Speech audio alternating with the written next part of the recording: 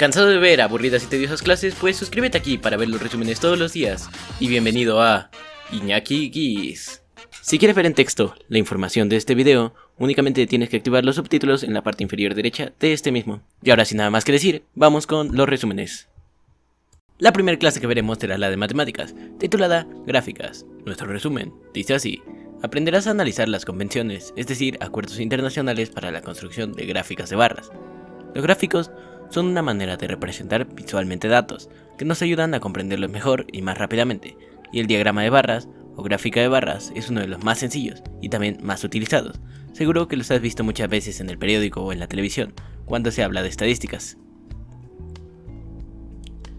Un diagrama de barras, o gráfico de columnas, es una forma de representar gráficamente un conjunto de datos o valores mediante barras rectangulares de longitud proporcional a los valores representados.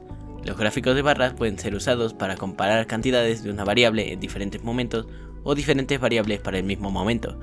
Las barras pueden orientarse horizontal y verticalmente. En el eje de abscisas se colocan los valores de la variable. Una variable es una característica o cualidad de un individuo o elemento que puede adquirir diferentes valores que pueden medirse, por ejemplo, la edad de una persona, su color de pelo, el lugar de nacimiento, su estatura, etc. Las variables pueden ser cualitativas. En el eje de ordenadas se colocan las barras proporcionales a la frecuencia del dato. La frecuencia es la cantidad de veces que la variable se repite durante un experimento o muestra estadística. Continuaremos con la clase de español, titulada Para conocer más de ti. Nuestro resumen dice lo siguiente: aprenderás a identificar las características del personaje a través de la lectura de biografías y autobiografías. Una biografía es una narración que cuenta la vida de una persona, normalmente famosa o importante históricamente. Consiste en contar la vida de una persona particular desde el momento de su nacimiento hasta el final de sus días. En este tipo de relato se describe brevemente la infancia, la juventud, los amores, obras, dificultades, logros y anécdotas de quien se habla. Por lo general, las biografías son relatos escritos en tercera persona por un narrador que previamente se dedicó a investigar. La autobiografía es el género literario que se centra principalmente en la narración de los sucesos más relevantes sobre una vida, con la particularidad de ser escrita por el propio protagonista. En la autobiografía se eligen momentos específicos para contar, se hacen reflexiones sobre lo vivido y se pueden explicar los motivos que te llevaron a actuar de cierta manera. Es fácil escribir tu autobiografía, solo tienes que hacer una inmersión en tus recuerdos y plasmar lo más importante de manera escrita. Y puedes escribir en un tono realista, sarcástico, humorístico, es decir, puedes elegir algo acorde a tu personalidad. La estructura de una autobiografía es flexible y se ajusta a la creatividad, la motivación, los intereses y las características, técnicas que sean capaces de desarrollar cada autor. Continuaremos con la clase de ciencias, titulada ¿Qué material es mejor? Nuestro resumen dice así: argumentará sobre el uso de ciertos materiales con base en sus propiedades de dureza, flexibilidad y permeabilidad, con el fin de tomar decisiones sobre cuál es el más adecuado para la satisfacción de algunas necesidades. Las propiedades de los materiales son un conjunto de características que hacen que el material se comporte de una manera determinada ante estímulos externos, como la luz, el calor, las fuerzas, el ambiente, etc. Existen propiedades químicas, físicas, térmicas, magnéticas y mecánicas. Y justamente hablaremos de las propiedades mecánicas, principales de los materiales, que son dureza, flexibilidad, permeabilidad, resistencia, elasticidad, plasticidad y las diferencias que serían determinantes para su uso. La dureza es la oposición que presenta un material a ser rayado por otro, por ejemplo una roca o el cristal. La flexibilidad es la condición contraria a lo rígido, materiales como la goma o algunos plásticos elásticos como globos y ligas. Hay materiales rígidos como los metales, permeables, es decir que dejan pasar el agua, como el papel, cartón y tela, impermeables, como el vidrio, el plástico y el metal, aislantes térmicos, como un vaso de unicel que conserva tu café caliente, materiales blandos que es fácil cambiar su forma, como un trozo de tiza o la madera.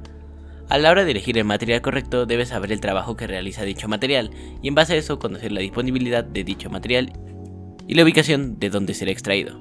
Un ejemplo interesante es la goma de mascar, fabricada con la savia de un árbol mexicano que prácticamente había desaparecido desde la aparición de su par sintética en los años 1970. Hoy, en tiempos del orgánico, este chicle estilo malla vuelve a estar de moda. Otro ejemplo destacado son las propiedades de las fibras de carbono, que poseen una alta flexibilidad, alta resistencia, bajo peso, tolerancia a altas temperaturas y baja expansión térmica. Las hacen muy populares en la industria aeroespacial ingeniería civil, aplicaciones militares, deportes de motor, junto con muchos otros deportes. Recuerda que este conocimiento te ayudará a determinar el tipo de material de mayor utilidad cuando desarrolles algún proyecto. Si te está gustando el video o te está siendo de utilidad, recuerda que nos puedes apoyar en la tienda de Fortnite o de Epic con el código INAKI1708. Continuaremos con la clase de geografía, titulada Latitud y Longitud. Nuestro resumen dice lo siguiente. Aprenderás a localizar capitales, ciudades y otros lugares representativos de los continentes a partir de las coordenadas geográficas. Las coordenadas geográficas forman parte de un sistema de referencia utilizado para ubicar cualquier sitio del globo terrestre, a partir de números, letras o símbolos. Un punto es referido por los valores latitud y longitud. La latitud es la distancia angular entre la línea ecuatorial, el ecuador y un punto determinado de la Tierra, medida a lo largo del meridiano en el que se encuentra dicho punto. Según el hemisferio en el que se sitúe, el punto puede ser latitud norte o latitud sur. La latitud proporciona la localización de un lugar en dirección norte o sur desde el ecuador y se expresa en medidas angulares que varían desde las 0 del ecuador hasta los 90 norte del polo norte o los 90 sur del polo sur. Esto sugiere que si trazamos una recta que vaya desde un punto cualquiera de la Tierra hasta el centro de la misma, el ángulo que forma esta recta con el plano ecuatorial expresa la latitud de dicho punto. La orientación norte o sur depende de si el punto marcado está más cerca del polo norte que del polo sur, o si está más cerca del polo sur que del polo norte. La longitud es una medida que en cartografía expresa la distancia angular entre un punto dado de la superficie terrestre y el meridiano que se toma como cero, es decir, el meridiano de base, medida a lo largo del paralelo en el que se encuentra dicho punto, una circunferencia cuyo centro es la intersección del eje de la Tierra con el plano del citado paralelo. En la actualidad, el meridiano base generalmente es el meridiano de Greenwich, aunque en el pasado hubo otro punto base. Y finiquitaremos el día de hoy con la clase de artes, titulada Teatro en casa. Nuestro resumen dice así: una obra de teatro es un formato literario que presenta una historia mediante sus personajes, diálogos y escenarios posibles. El teatro te permite desarrollar habilidades para pensar, crear, imaginar, sentir, actuar o jugar. Es una herramienta importante de interacción y un componente clave para la ficción, y es una de las formas artísticas más antiguas y primarias que conoce el hombre. Es la rama del arte escénico, relacionada con la actuación, que representa historia frente a una audiencia. Para realizar una obra se necesita de un guión.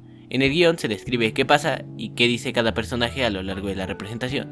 Piensa en Harry Potter, para una escena. El guión seguramente decía: noche en el bosque, Harry corre, se detiene, saca su varita y dice Expecto Patronum. Pueden adaptarlo de un libro o película que les guste, o mejor aún, puedes inventar una historia. La escenografía. La escenografía es el arte de decoraciones escénicas, el término que tiene su origen en un vocablo griego. También permite nombrar el conjunto de los decorados que se utilizan en una representación escénica. La escenografía está compuesta por aquellos elementos visuales que forman parte de la escenificación, como el decorado, los accesorios y la iluminación. Es importante tener en cuenta que la escenografía no solo existe en el teatro, el cine y la televisión también tienen escenografía. Y los actores. Se denomina actor, en femenino actriz, a la persona que interpreta una acción, ya sea mediante improvisación o basándose en textos. El actor construye su trabajo usando la voz, la mímica y otros recursos corporales y emocionales con el fin de transmitir al espectador el conjunto de ideas y acciones propuestas. Puede, asimismo, usar recursos técnicos u objetos, como manipular títeres o interpretar sobre la imagen o la voz de los demás, combinando su ocupación con el director y el resto de los profesionales participantes en la obra, y apoyando en estímulos visuales o sonoros. Actúa en lugares donde se representan espectáculos públicos a través de las representaciones. Y eso ha sido todo por el video de hoy. Si te gustó, recuerda darle like, suscribirte y activar la campanita para estar al tanto de próximos videos. Si crees que le puede ser útil a alguien más, no olvides compartirlo. Muchas gracias y hasta la próxima. También recuerda que nos puedes seguir en Facebook y en Instagram. Los enlaces están en la descripción de este video.